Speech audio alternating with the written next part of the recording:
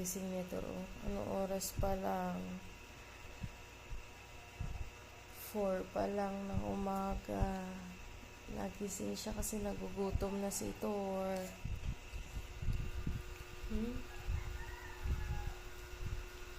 Bigyan ko lang siya ng Whopper tsaka ng Milo. Ayan. Grabe yung bata na to. Grabe yung tiyan niya. Siya yung anak kong malakas kumain. Paano pa kaya kung hindi siya nagkaroon ng Paano pa kaya kung hindi siya nasiraan ng ngipin? Baka ang taba mo, anak. Yummy ba? Kaya na. Buti na lang talaga maaga ako natulog kagabi. Kung hindi ko siya maharap ngayon. Pero syempre kawawa naman.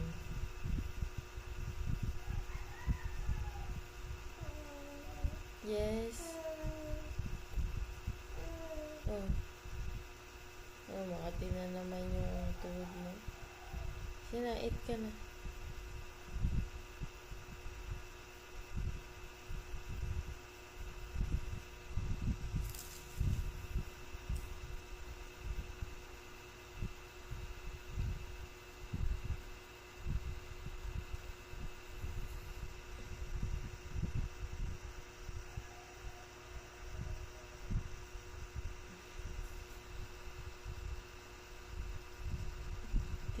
Titig yan na.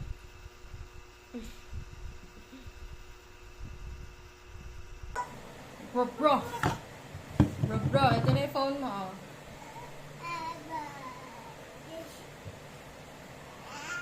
Atak si Emmy, galit na galit. Di lang maibigay agad yung phone. Ayan na, oh. Oops! Let's eat. Daddy, dalawa ba rice mo? Taga-ano tayo? Bumili kami ng Paris. Nayatid na namin si Mojo. Ang hanga.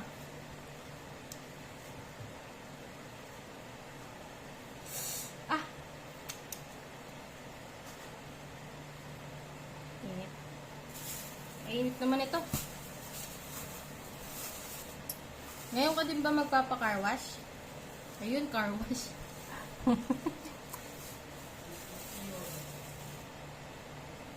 Magpapa-wash ng tricycle.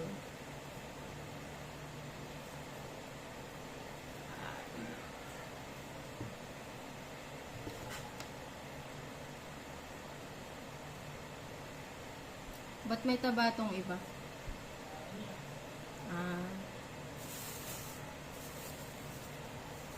Bumili kami ng Paris. Ito ang umaga namin. Nagki-crave ako sa Paris.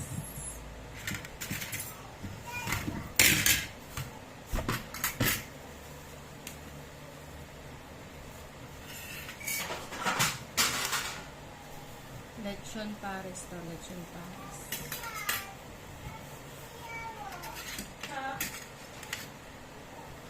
Kanina nawalan ng kuryente. Akala namin walang pasok si Mojo.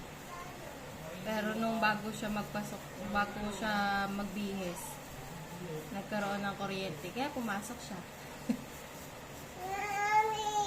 Yes. Ala, sino nagsira niyan? Si Daddy na naman. Bakit tuwing maglalaro kayo ng magkakapatid kundi si Buti na lang may Daddy. Kaya nga Daddy na naman ang nasisi. Buti na lang may Daddy. Kaya lagi kami nag-awin Daddy niya Buti na lang may Daddy. Dahil sa inyo.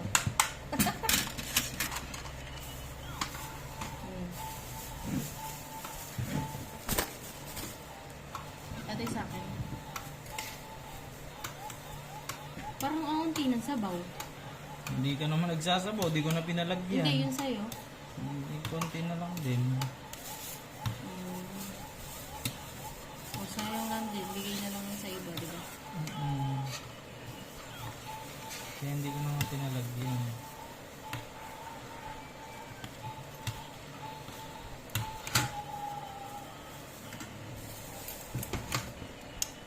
Ano tuyot ko dito? Dito kanina nagising ng madaling araw. Para lang kumain. Narinig ko nga. Bay, tawag dito, nagpabukas pa ng isa. Yung isa nakalahati niya pa bago pa siya matulog. Isang Milo pa siya. Tapos sabi ko, kumain ka na kumain. Antok na antok pa ako. Emmy? Yes. Yes. Di pa ba tayo alis? Di.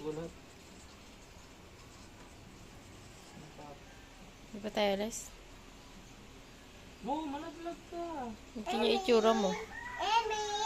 Yung buhok mo. Gulo-gulo. Oo.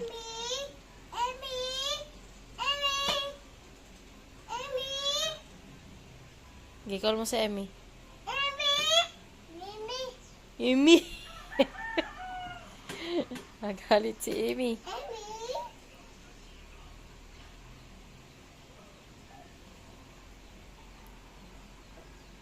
Tara na, habang maaga.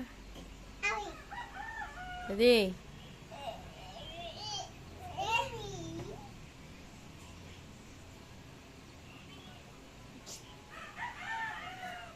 Mm.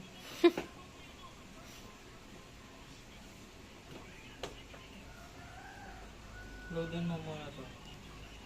Okay, magkano? 20 lang. K dot. 50 mo na. K. Yun lang. Ay, sabi ko na. Ano? 110. Ha? Ba't 110? Oh, Regular load. mag-ano ka na naman ng laro mo. Wala namang kwenta yan. Nagsaya ka lang ng pera nun dyan. Hindi yun. Yes, Amy? Yes, Amy? Tara na. Malaglag yung si Torin. Si Amy, daddy, oh. Alagyan ko lang daw nito. Ilang minuto na ba? 8. Okay. 8? Ba't di mo balagyan? Ako yung naglalaba, mas alam ko yan. 8 minutes. Relax ka lang ako.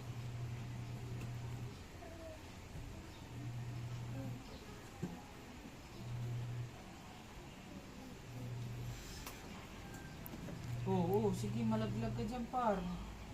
Yan yung bigote ko. Sabi ko magkakatay niya na nalilin. Sabi niya? No, no.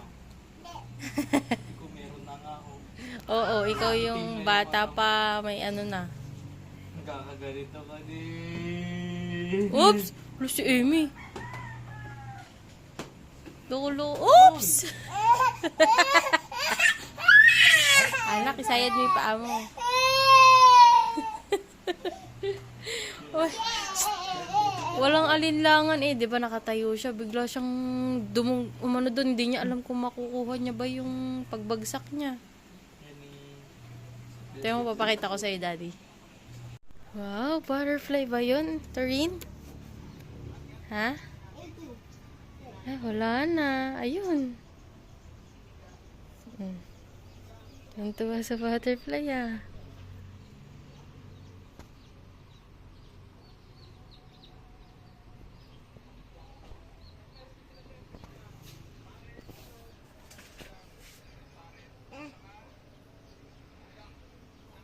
Wow, there's a butterfly. I would like that. Oh, you want to catch it, Dad? Go get it. Gusto daw niyang kunin yung butterfly. Oh. You want to catch that? Ha? Ang ganda ng butterfly, no? Beautiful ba yung butterfly? Ha? Beautiful ba yan?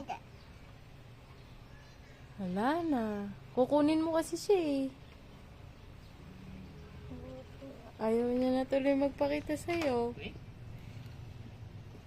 Beautiful by butterfly? Kagit ni Iterin. Mami, Hoy! Tayo! Don't! Tayo! Tayo!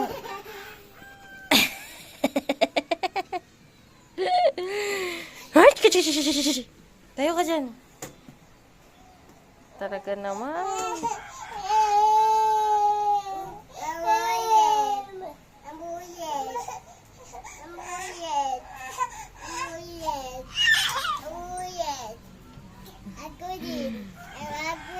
Ikaw din? Hindi. Oh, i-volume mo na daw. Ah, no! Dirty yun eh. Dirty yun, dirty. Hey! Hey!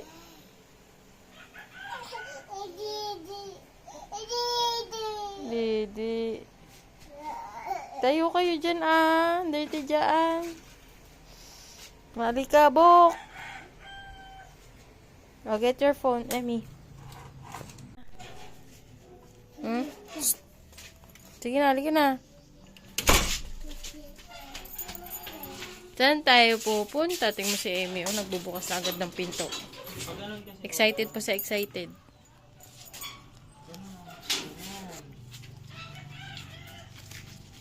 Tamo, nauna na oh.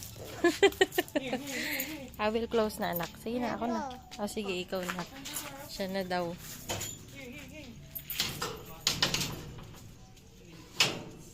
Nang, okay na. Thank you. Daddy, si Emmy, nasa likod ng pinto. Sige na. Ang ganda ng flowers na ante, oh. Tingnan mo yung flowers, oh. Hoy, hoy, hoy, halika dito. Go inside na. Go inside. Nanguhuli ka pa ng tutubi, ah. Umiiyak si Emmy, oh. Ngayon sila, oh. Papaserox kasi ako ng mga birth certificate ng mga bata. Saka ni Mojo kailangan kasi niya sa school. Ayan sila naghihintay. Gusto sumama. Hindi pwede, mainit eh. Bye-bye. Hala. Nagkukumuwag oh.